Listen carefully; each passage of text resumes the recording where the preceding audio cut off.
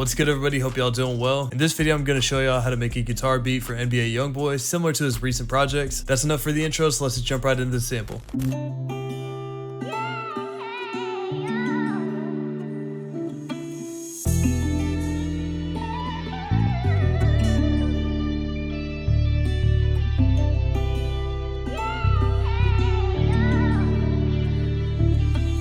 Before I get into any of the melodies or anything, I want to talk about the tempo first. Most of Youngboy's pain type of beats are pretty quick. They usually range from about 150 to 170 BPM. And for this beat specifically, I got a tempo of 162 beats per minute. So now going into the guitar, I just grabbed my acoustic guitar and I recorded this in on GarageBand on my phone. All right, so I got my acoustic guitar here and I'll just show y'all real quick the chords that I played in with this. So I first started by taking my capo and I put it on the 4th fret here. All right, so I first started by playing, I think this is like an A minor 7, and I'm just hammering on with my pinky here. Then I played a modified G major shape and hammered on my index finger on the 1st fret of the B string. And then after that I played this weird F major 9 chord or something like that. And then I went back down to the G major variation. So that's using a pretty typical pain progression. So I start with the root note of the scale, then I move down to the major 7th chord, and then the major 6th chord, and then back up to the major 7th. So it's pretty similar to a lot of like the piano pain beats that I do, except I just translated over to the guitar. And then after I had that, I just went and played whatever minor scale where the root note's starting on the 4th fret, and I just played like a bunch of those in, and I ended up just chopping those up and putting it together. So after I recorded all those in GarageBand, I exported that as a WAV file, downloaded it and put it into FL. So in here you can see where I recorded in the chords, and then these are these counter melody notes.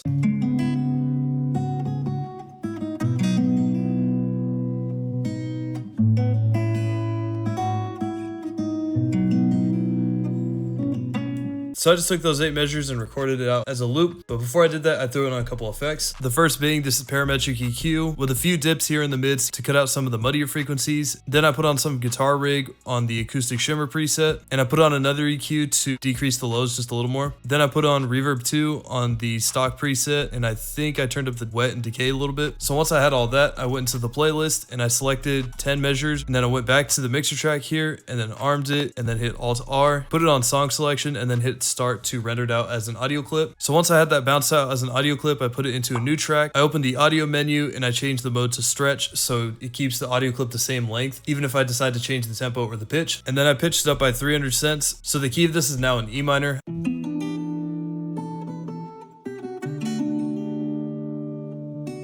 So after the guitar melody, the first sound I added was from X-Band 2, and it was the soft Mark II preset. And with this, I'm pretty much just painting out a variation of each of the chords. So these highlighted notes are the root notes of each of the chords. Then I took the 5th note of each of these chords and dropped it down an octave, and did the same thing for the 3rd note, except for this one right here, I just kept it as is.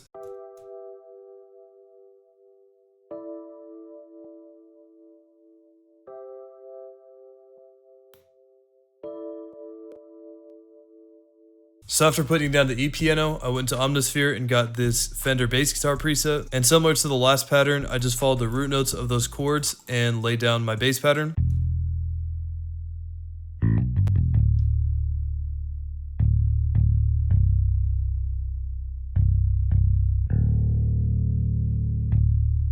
After putting down the bass guitar, I went to vocal runs 2, and I got the minor kit 14. And then I put down these 2 vocal chops, both of them being on E notes in different octaves.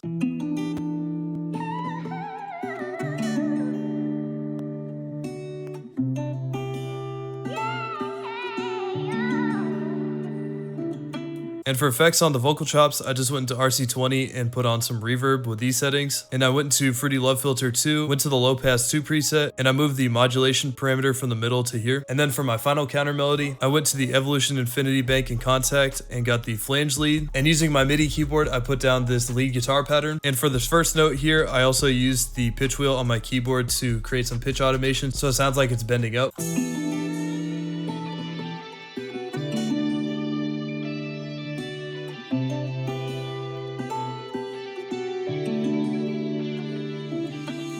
And I think I already heard this, but on the bottom here, I put in this crash transition just to make the loop a little bit more cohesive. So once I had all that, I arranged the rest of the loop here, and then I hit Control-Shift-R to render this out as an MP3 file. And then I took that MP3 and put it into a new project file where I added the drums to it. So now going into the second file here, I ended up just rearranging the stems again. And also the finished beat is pitched down by 100 cents or 1 semitone, which means that the finished beat is in the key of D sharp minor. So the first clap sound I got was this pretty standard trap clap.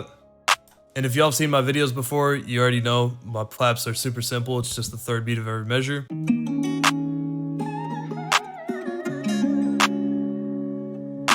After the clap, I put in my hi-hat sound. And these are relatively simple. It follows a two-step type of pattern. To add a little more bounce to them, I of course threw in these rolls here, but looking at the velocities down here, these are manually adjusted, and this just gives it kind of more of like a live hi-hat type of feel. As for the rolls, I believe I used the 1/2 step for these two, and for this one, I used the 1/6 beat snapping.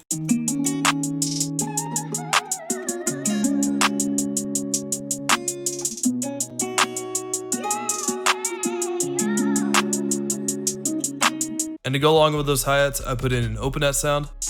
And in context with the rest of the drums, this is what the open hats sound like. Then I put in this pretty basic snare sound.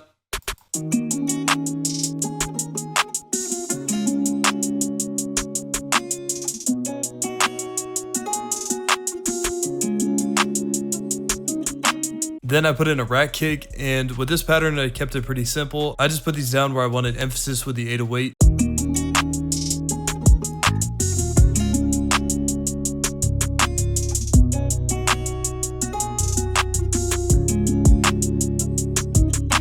And finally I put in my 808 sound, and this, similar to the bass pattern in the sample, just follows the root notes of each of the chords.